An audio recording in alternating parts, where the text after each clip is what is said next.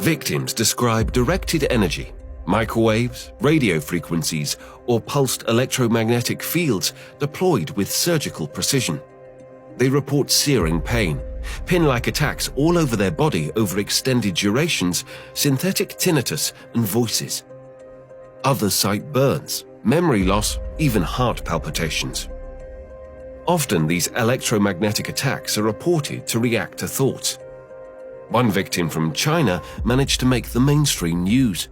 An unusual type of harassment has reportedly appeared in China, seemingly taken from the pages of a science fiction novel. Some claim the Chinese regime has developed a special kind of technology used to broadcast information directly into a person's mind. Known as electronic harassment, it's allegedly used to silence those who dare to speak out.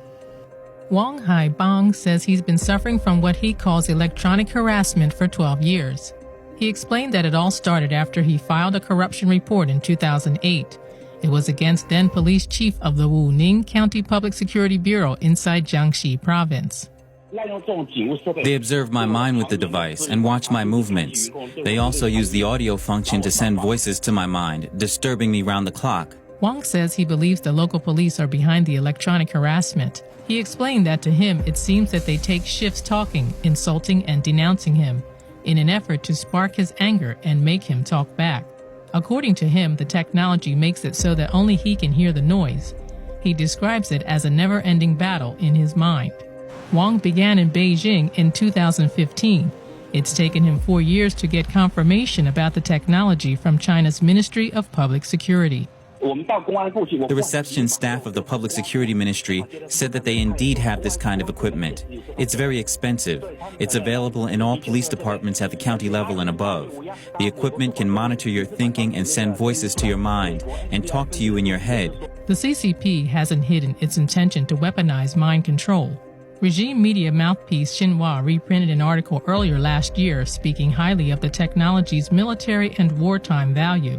The article says the purpose of mind control weapons is not the destruction of an enemy's flesh, but of his will. It also says the new technology doesn't require a chip implanted in the human brain. Instead, electromagnetic waves, light, sound waves, smells, among other things can be used.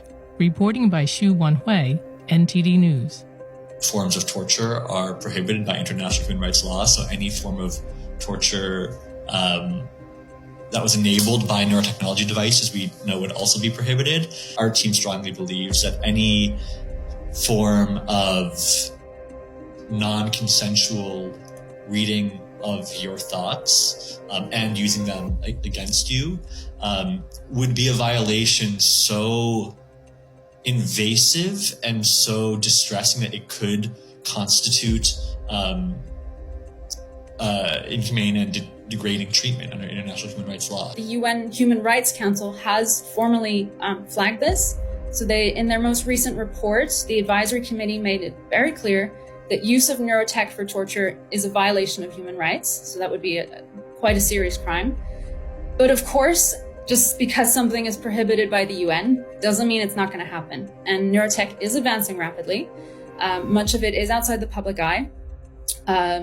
And so there is a real risk that some applications are being explored, and it's something that we need to keep a close eye on.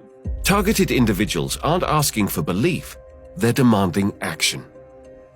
The question isn't if they're real, it's who's next, and it could be everyone.